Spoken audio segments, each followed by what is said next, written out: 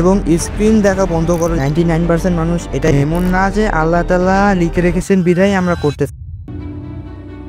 তোমার দিন শুরু করো সকাল 5টা থেকে 6টার মধ্যে ঘুম থেকে উঠে। এক গ্লাস পানি খেয়ে শরীরকে হাইড্রেট করো। তারপর একটু রোদে দাঁড়াও সতেজ হওয়ার জন্য। উচ্চ প্রোটিনযুক্ত নাস্তা করো যাতে শরীরে শক্তি আসে এবং দিন এনার্জেটিক ভাবে শুরু হয়। এরপর 5 থেকে 10 মিনিট মেডিটেশন করো আর সময় থাকলে একটু ওয়ার্কআউট করে নাও। যদি কফি বা চা পছন্দ করো তাহলে একটা কাপ চা নাও ফোকাস বানানোর জন্য এবং গভীর মনোযোগ দিয়ে কাজ শুরু করো। পরে বই পড়ো মনকে তীক্ষ্ণ করতে এবং দুপুরের খাবার খাও যা হবে প্রোটিন সমৃদ্ধ এবং কার্ব কম। বিকেলে আবার কিছুক্ষণ বাইরে বের হও তাজা হাওয়া আর আলো পাওয়ার জন্য। বন্ধু বান্ধব বা পরিবারের সাথে সময় কাটাও সম্পর্ক মজবুত করার জন্য। সৃজনশীল কিছু করো যেমন আঁকা, গান বাজানো বা লেখা। রাতে খাও এমন খাবার যেখানে থাকবে প্রচুর প্রোটিন আর কিছু স্বাস্থ্যকর কার্ব। ঘুমানোর 1 ঘন্টা আগে ম্যাগনেসিয়াম নাও শরীরকে রিল্যাক্স করতে এবং স্ক্রিন দেখা বন্ধ করো যাতে ব্লু লাইট কম লাগে। সারাদিনের উপর চিন্তা করো, আগামী দিনের জন্য প্ল্যান করো আর কিছু ব্রিদিং এক্সারসাইজ করো।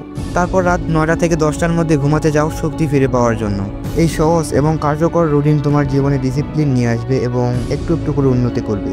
শেষে একটা কথা, 99% মানুষ এটাই বলে যে আল্লাহ তাআলা তো আমার ভাগ্যে লিখে রেখেছেন, তো এখানে আমার কিছু করার নেই। তো আমি তাদের বলতে চাই যে হ্যাঁ, আল্লাহ তাআলা লিখে রেখেছেন আমরা কখন জন্মগ্রহণ করব এবং আমাদের কখন মৃত্যু হবে ইত্যাদি, যেগুলো আমাদের হাতে নেই কিন্তু যেগুলো আমাদের হাতে আছে, যেগুলো আমরা করতে পারবো। এমন না যে আল্লাহ তাআলা লিখে রেখেছেন বিধায় আমরা করতেছি বিধায় আল্লাহ তাআলা এগুলো লিখে রেখেছেন, কারণ আল্লাহ তাআলা সবচেয়ে ভালো জানেন, উনি সবকিছুর মালিক, উনি সর্বশ্রেষ্ঠ। ধরো আমি তোমাকে একটা উদাহরণ দিই। আজকে তুমি ফ্রি আছো, তোমার কাছে দুটো অপশান আছে। এক, বসে বসে ঘুমাবো, তৃতীয়ত একটু ওয়ার্কআউট করে নেবো বা শেখার মতো কিছু শিখবো।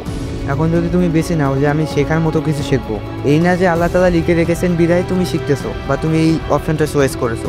তুমি চয়েস করবে বিধায় আল্লাহ তাআলা এটা লিখে রেখেছেন, কারণ তোমার চেয়েও ভালো আল্লাহ তাআলা বুঝেন। তাই আল্লাহ তাআলাকে দোষারোপ করা বন্ধ করো এবং ভুলটাকে স্বীকার করো এবং নিজের বাজে অভ্যাসগুলোকে ভালো অভ্যাসে পরিবর্তন করো। ইনশাআল্লাহ তুমি তোমার চাওয়া পাওয়াগুলো পূরণ করতে পারবে। আশা করি বুঝতে পেরেছো। ধন্যবাদ।